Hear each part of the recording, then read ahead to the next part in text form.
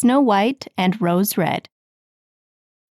"Make haste, Rose Red," cried her mother. "Make haste and open the door. Perhaps there is some traveler outside who needs shelter." So Rose Red went and drew the bolt and opened the door, thinking it was some poor man outside. But instead, a great bear poked his head in.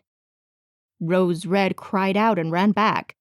The little lamb bleated, the dove fluttered on her perch, and Snow White hid herself behind her mother's bed.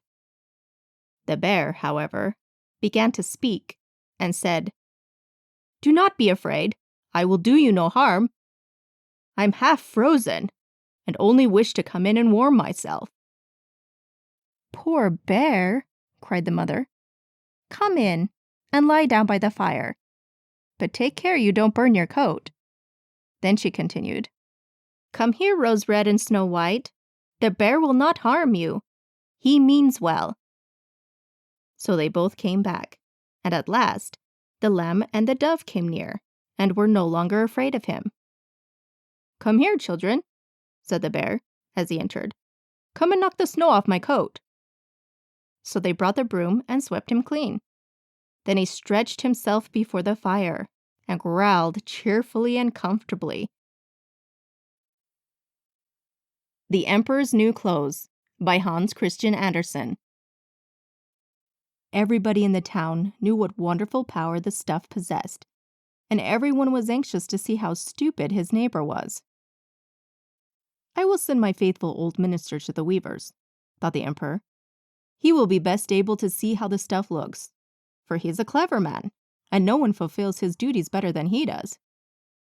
So the good old minister went into the room where the two swindlers sat, working at the empty loom. "Heaven help us," thought the old minister, opening his eyes wide. "Why, I can't see a thing." But he took care not to say so.